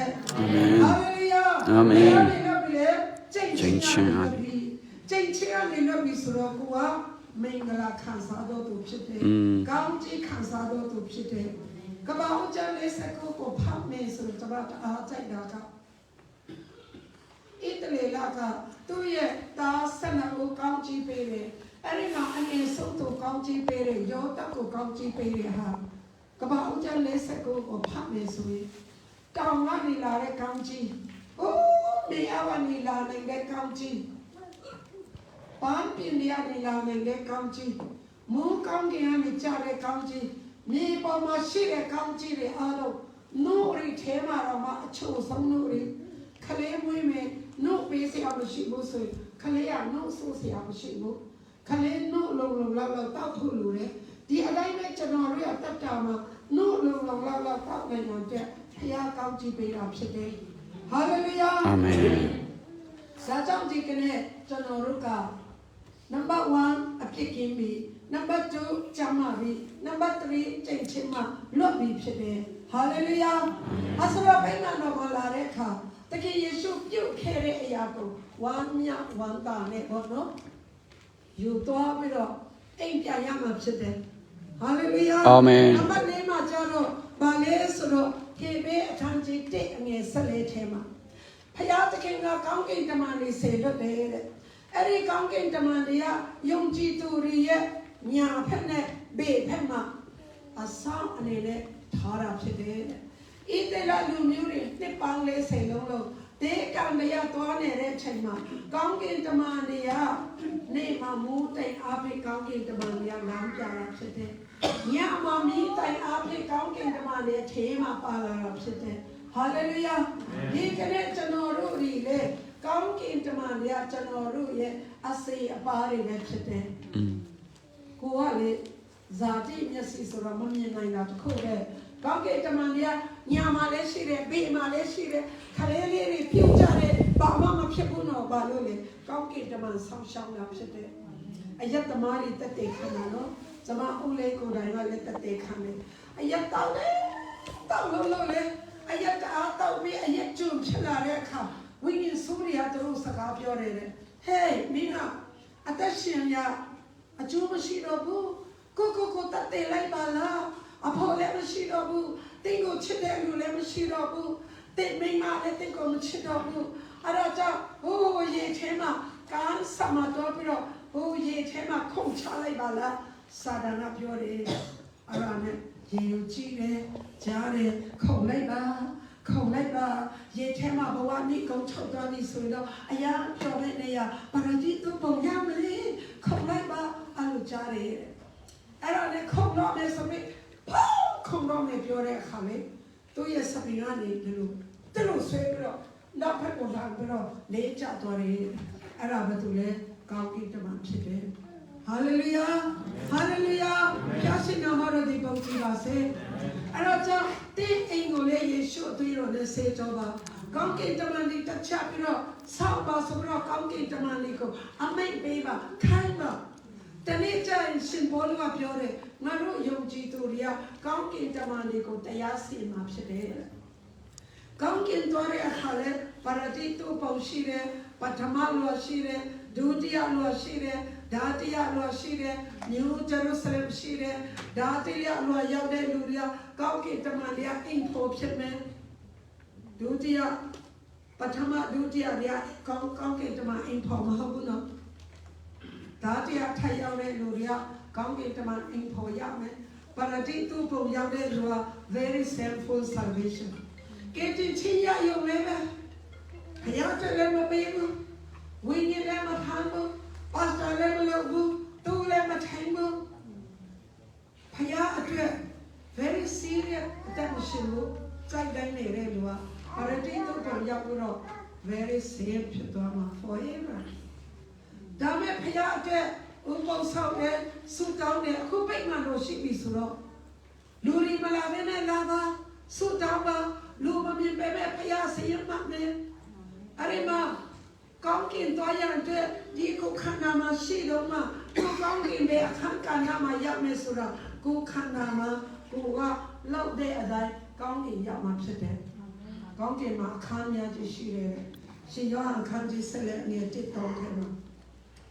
တခင်ယေရှုငါတင်တို့အချက်ကောင်းကင်သွားပြီးတော့နေရပြည့်မယ်အခန်းအများကြီးရှိတယ်ပြောတယ်အခန်းအများကြီးရှိတယ်အလွတ်အများကြီးရှိတယ်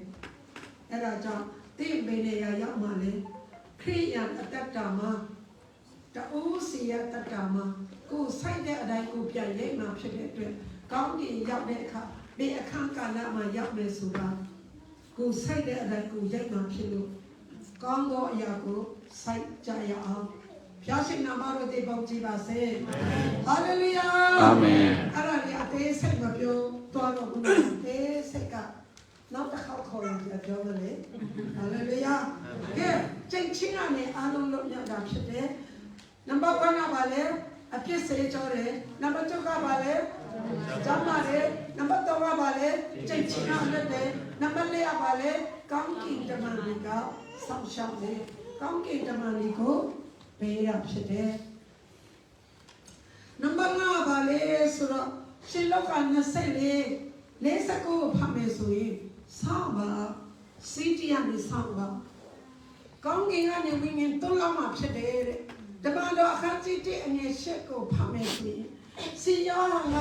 ငါကရေနဲ့ပဲပြည့်စုံပေးတယ်ရေနဲ့ပြည့်စုံပေးတာနောင်တတရားပဲ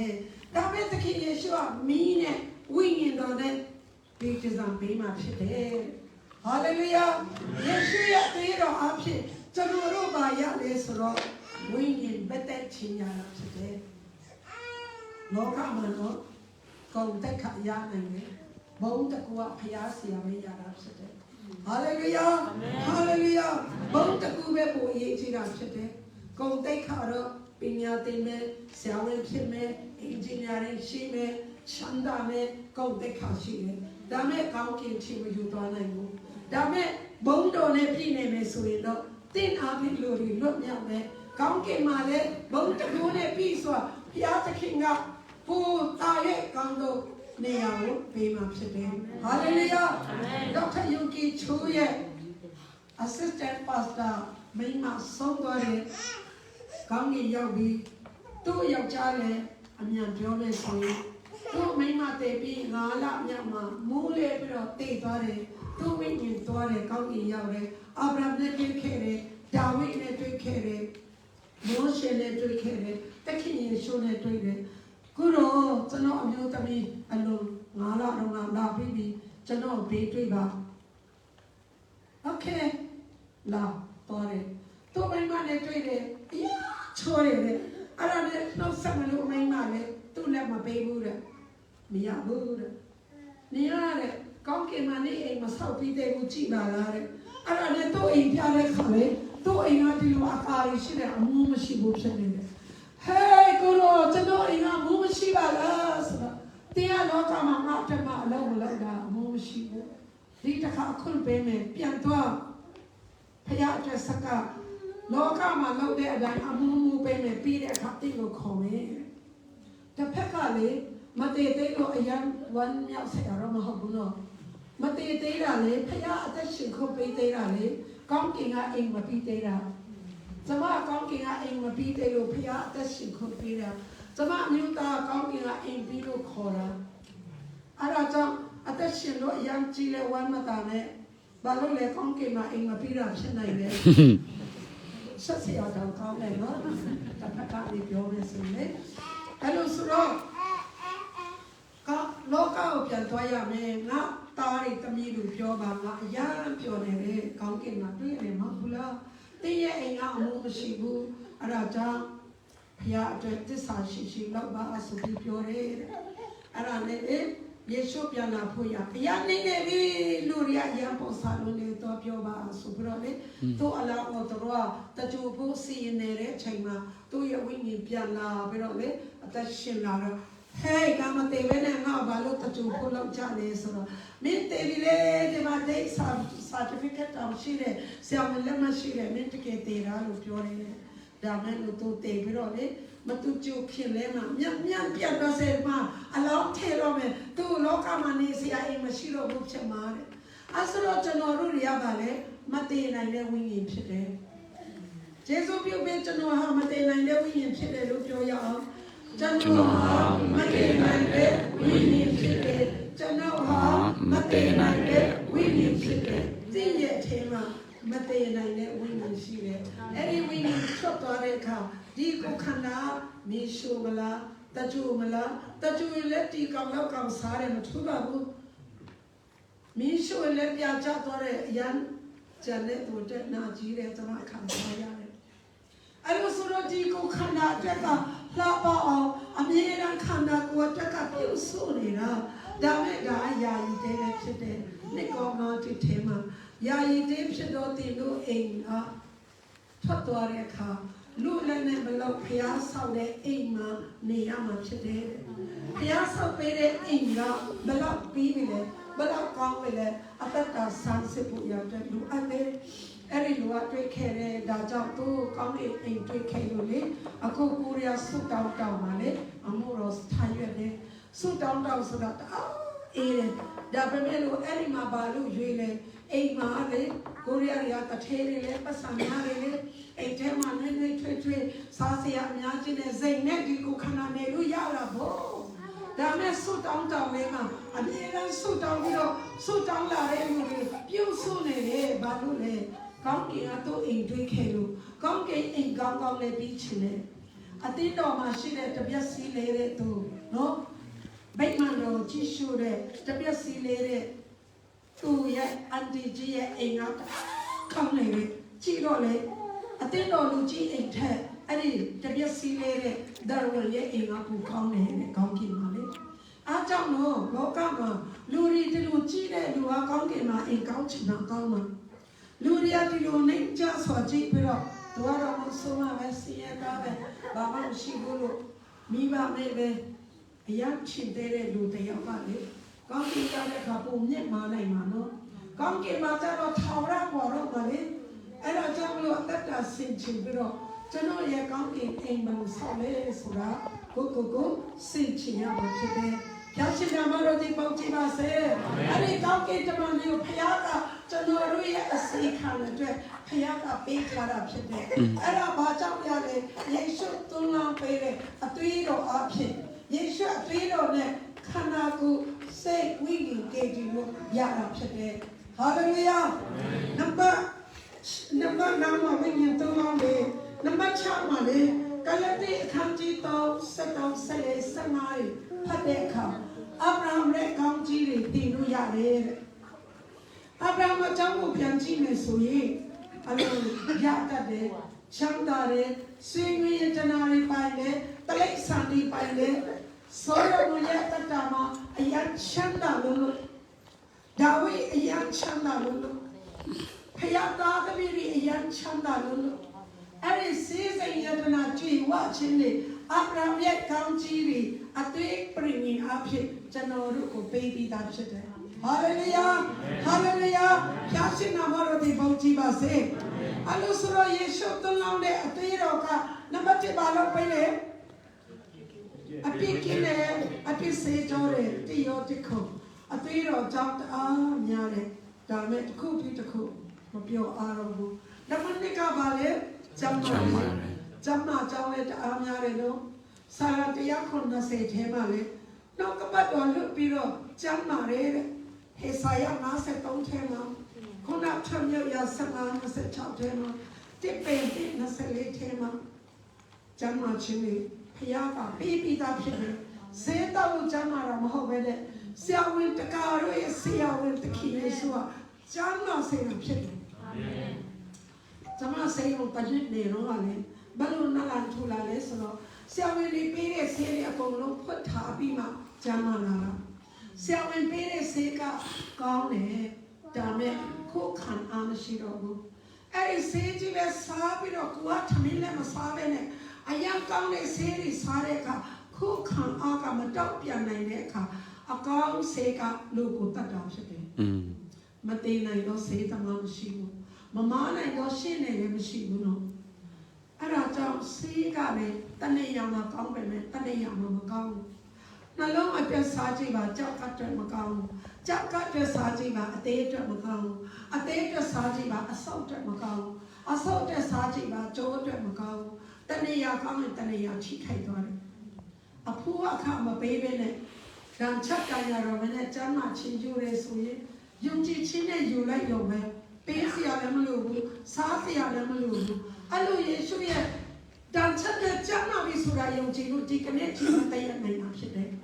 ဟာလေလုယာ။အာမင်။ဟာလေလုယာ အာမင် ယေရှုပဲကျွန်တော်ကိုကြင်ခဲ့တာဖြစ်တယ်။ဟာကျမ်းမာလေကျင့်ချင်းတဲ့အမိလို့တယ်။ကောင်းကင်ကမန်ဒီဆေလို့ပေးတယ်။ဝိညာဉ်တကိုးတွေတွန်းလောင်းပေးတယ်။ဘုံတကိုးတွေပေးတယ်။ဟာလေလုယာ။ယောဘရှိခိုးထဲမှာခရစ်တော်ရဲ့ဝိညာဉ်မရတော့သူဒီခရစ်တော်နဲ့မဆိုင်ဘူး။ယုံကြည်ပြီးအခန်းကြီး73ထဲမှာဝိညာဉ်အာမခံတဲ့ပေးတယ်လို့ပြောတယ်။ဒါကြောင့်ဆုတောင်းတဲ့အခါလေတင်တို့တွေအပြစ်သားဖြစ်ပေမဲ့တင်တို့သားသမီးအတွက်အကောင်းပေးဖို့တည်တယ်ဆိုရင်လည်းကောင်းကင်မှာရှိတဲ့ဖခင်ကိုဆုတောင်းတယ်လို့ဝိညာဉ်တော်သုံးလောင်းမှာဖြစ်တယ်။အာမင်။အားကြောင့်တည့်ရဲ့သားတည့်ရဲ့သမီးအတွက်လေဝိညာဉ်တော်တောင်းပါယောဘရဲ့အတ္တကြည့်ပါသူ့ရဲ့သားသမီးတွေခုနအိုးတိုးစီရဲ့နာမည်နဲ့သူကအမြဲတမ်းရစ်ပူဆိုပြီးတော့သူ့ရဲ့သားသမီးတွေကစိတ်နှလုံးနဲ့ဖျားပြစ်မှာနှောက်နဲ့ကြိမ်ဆဲမှာစိုးရိမ်လို့သားသမီးတွေတိုးစီအတွက်သူတို့ရဲ့အတွက်နေ့တိုင်းသူတို့ရဲ့မွေးရဲ့ဒိန်းမှာဖျားကိုပူဆိုပြီးတော့ဆုတောင်းပေးတယ်။အကြောင်းတဲ့သားသမီးကိုယေရှုအသွေးတော်နဲ့ဆွမ်းချုံမှာကျောင်းတော်ခါနေကြရင်လက်ပေါ်မှာတင်ပြီးဆုတောင်းပေးပါနေ့တိုင်းကျမ်းစာတစ်ပိုက်အလွတ်ချက်ခိုင်းပါနေ့တိုင်းကျမ်းစာတစ်ပိုက်ကသူ့ဝိညာဉ်အစာဖြစ်တယ်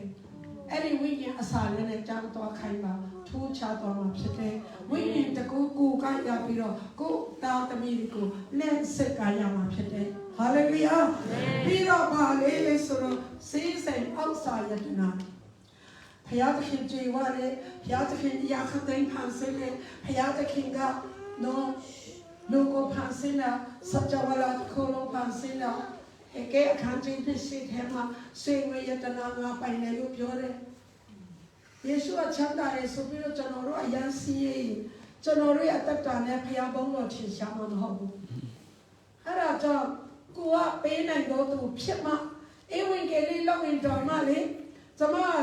ဒီဓာတိယနိုင်ငံလာပြီးတော့ကောင်းကြီးတွေရတဲ့အခါအဲ့ဒီကောင်းကြီးနဲ့မြန်မာပြည်ပြန်ပြီးတော့ခရူးဆိုင်လုပ်တဲ့ကမ်ပိန်းလုပ်တဲ့ကိုတော်တဲ့နေရာမှာကိုပဲပြန်ချင်းပြီးပြန်ပေးနိုင်တဲ့အခါဖခင်ရဲ့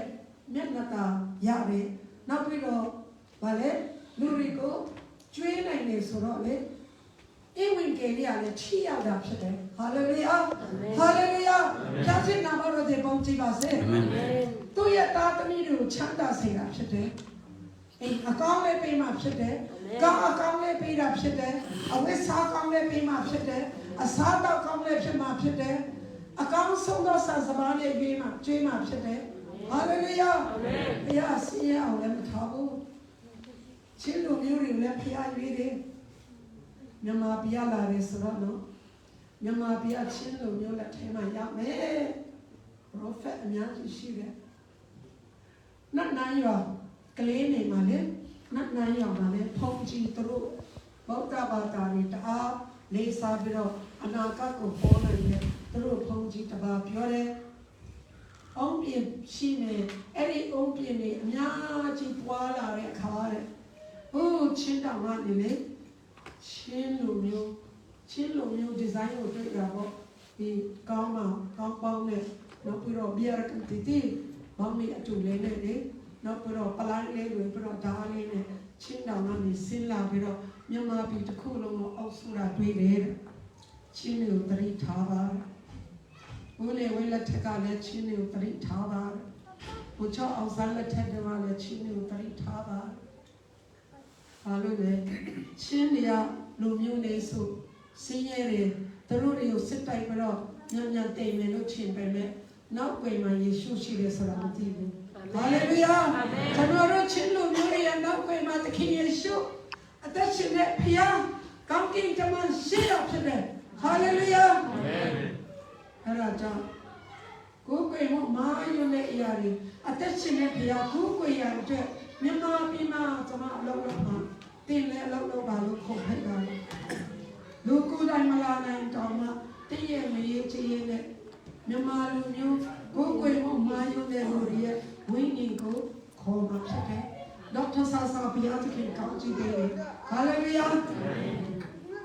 တို့လေတတ်ချင်နာမန်းချင်နာအထက်လာအောက်လာနဲ့ပေဒီလက္ခဏာနဲ့မန်းချင်နာတတ်ချင်နာ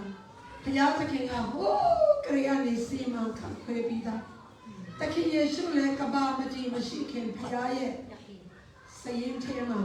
ဘုရားရဲ့သူကဘုရားလေဘုရားကလူစားကြီးခံလာတာလေအဖက်ခံကြည့်တဲ့ဟုတ်တယ်ကိုလိုစာခံကြည့်တဲ့ကိုဖတ်နေဆိုရင်ကဘာမရှိခင်ကလေးကရှိတဲ့တခင်ယေရှုကကြားရတာဖြစ်တယ်ဒေါက်တာဆာဆာလေးလေမမမွေးလေမွေးလေပေးပါဆိုတော့မွေးရတဲ့ချိန်မှာမွေးတယ်လေမိဖို့ကြောင့်မမွေးတယ်ချိန်မသိဘူးနဲ့မသိဘူးလာမသိဘူးရက်မသိဘူးနဲ့လာရက်မသိတဲ့အခါမှလို့မရဘူးဘေဒီလက္ခဏာနဲ့တတ်လို့မရဘူးဟာလေလုယာရရှိနာမတော်တင်ပေါင်းကြည်ပါစေစင်ရဲ့ခဲ့ပဲမဲ့ဖခင်ချီးမြှောက်တယ်ဟာလေလုယာနမဘီချီလို့နေရလက်ထဲမှာရောက်မှဖြစ်တယ်မကြခင်မှာကျွန်တော်တို့ရဲ့ဥပရိယစံစာအုပ်ဖြစ်မှာကျွန်တော်တို့ကိုင်တဲ့ပတ်စံတွေက Jesus is Lord ဖြစ်လာမှာဖြစ်တယ်ဟာလေလုယာကျွန်တော်တို့ကိုယ်ကလေးအရာက Jesus is Lord ဇီဆုတူဘိုးရစီအဲ့ဒီအားလုံးကိုကိုယ်ကိုယ်မှာဖြစ်တယ်ဟာလေလုယာအခုလေဖြူဖြတ်နေတယ်မြမပြည်ကိုဖြူနေတယ်တတ်နေတယ်ဖြတ်နေတယ်တတ်စီနဲ့လုပ်နေတယ်မကြခင်မှာဘုရားသခင်ကဒီအိမ်အပြတ်ကိုဖြူပြီးတော့အတစ်ပြန်ဆောက်တလူမျိုးပေါ့နော်အပြတ်ကိုဖြူနေတယ်အကောင်းမကြခင်ဖြစ်မှာဖြစ်တယ်ဟာလေလုယာဟာလေလုယာဒီမှာတင်တဲ့တာသမီးတွေပညာရေးတင်တဲ့လူတွေ engineering တက်တဲ့လူတွေ electric မီးတွေတက်တဲ့လူတွေအချက်ပြုတ်တက်တဲ့လူတွေပညာရေးတက်တဲ့လူတွေတနေ့ကျရင်တင်လာဖို့မှာဖြစ်တယ်ဒီမှာပြီးပါဟာလေလုယာအာမင်ဗီဇန်ရှိပါဒါတရားနိုင်ငံမှာတင်ရောက်တာဘာလို့လဲကိုအမိမြန်မာနိုင်ငံပြည်စင်ဖို့ကိုမိသားစုအတွက်ဘေးမဟုတ်ဘူးမိသားစုကလည်းကိုယ်တိုင်ပြည်အတွက်ဟာလေလုယာကျွန်မရဲ့ဗီဇနာနဲ့မိကာချက်ရှိချင်မိကာချက်ဆိုတာလေမမတင်ပေါင်းစေတင်လို့ရှိချင်တာလေအခုကျွန်မ ministry ကတော့အင်္ဂလိပ်မှာပဲလောက်တာလေကျွန်မရဲ့အဖမဲ့လေးမှာလောက်တယ်အဖမဲ့လေးမှာတော့လူအယောက်50စက်ကလေးဆို100လောက်တော့ဆန်းတာပေါ့ဒါပေမဲ့ vision ယူပါရင်ကလေမြန်မာပြည်ပြောင်းလဲမယ်မြန်မာလူမျိုးတွေအားလုံးလည်းခရစ်တော်သိလာမယ်ချင်းလူမျိုးတွေကိုဖျားတုံးပြုမယ်အဲ့ချိန်မှာရန်ကုန်မြို့မှာကျွန်မရန်ကုန်မြို့မှာနေတာလေနှစ်ပေါင်း30ရှိပြီအဲ့ဒီရန်ကုန်မြို့မှာဘိုင်မန်တော်ဆောင်မယ်မေဂါချက်လုံးမယ် international level နဲ့လာကြမယ်ဖျားရှိခိုးမယ်ပြောက်ဆုံးမိတ်ရင်ဖမ်းမယ်ဆရာဝန်တွေလက်မြောက်တဲ့မကြမ်းမာတဲ့သူတွေကြမ်းမာမယ်ဟာလေလုယာမာရကောင်နဲ့အလောက်လောက်မှာဖြစ်တယ်အဲ့ဒီဟာယူပါယုံရှိတာဖြစ်တယ်ဒါလည်းနစကူထဲမှာလေ there is no vision the people are parent if you don't have vision you may parent vision မရှိဘူးဆိုရင်ပျက်စီးသွားမှာဖြစ်တယ်ခလေးတွေလည်း vision ထားရမှာဖြစ်တယ်တခါကျွန်တော်ဆုတောင်းခေါ်တယ်လေဆရာမဆုတောင်းပေးပါတဲ့ဒီငါသားတဲ့ကြဘာလဲတောင်းတက်တာလေပညာတတ်မဲ့ပုံမပေါ်ဘူးလေစေတတောင်ရောက်မှာမဟုတ်ဘူးလေသူကြောက်အောင်အဲ့လိုပြောတော့ဘယ်လိုလုပ်သူပညာရေးထုတ်ချင်မှာလဲသူအမေကိုပြောလိုက်တယ်နောက်ဆိုရင်တားကြောက်အဲ့လိုမလုပ်နဲ့အဲ့လိုဆုတောင်းလိုက်မှခိုင်းတယ်ငါကပညာရေးလည်းတော်မဲ့ပုံမပေါ်ဘူးစေတလည်းရောက်နိုင်မဲ့မပေါ်ဘူးအရင်တုံးနဲ့ချီးတယ်ဟုတ်ဘူးငါသားစေတအောင်နဲ့ယူနီအောင်နဲ့တက္ကသိုလ်အောင်နဲ့ engineering ဖြစ်မယ်ဒေါက်တာဖြစ်မယ်မြန်မာပြည်ကိုသွားကြည့်ရှုမယ်အဲ့လိုဖြစ်အောင်ဆုတောင်းပေးအဲ့လိုပဲခေါ်ပါလို့ပြောလိုက်အဲ့ဒါကြောင့်တည့်ရသားသမီးအတွက်လည်း vision ရှိပါအကောင်းပြောပါအကောင်းနေပါဟာလေလုယာဟာလေလုယာ Amen. ဒီလောကမှာဘာလို့လာလဲဖခင်အတွက်မှုတော်ဆောင်ဖို့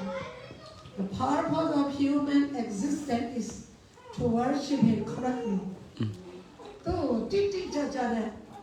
ရှိခိုးဖို့လူဖြစ်လာတဲ့ရည်ရွယ်ချက်ကသူ့ရဲ့ယေရှုရဲ့ one family ဖြစ်ဖို့အသွေးတော်နဲ့ဝင်တယ်။ကောင်းကင်အဖြစ်ယေရှုရဲ့ family ဖြစ်မယ်။လောကမှာလည်းသူ့ရဲ့ family ကိုတိုးပွားအောင်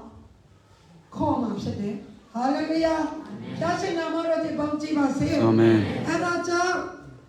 ချမ်းသာခြင်းလည်းပေးတယ်ဝိညာဉ်တစ်စိတ်လည်းပေးတယ်ဆိုတော့ခုနှစ်ချက်နံပါတ်1ကပါလေအပြစ်စေကြောတယ်နံပါတ်2ကပါလေ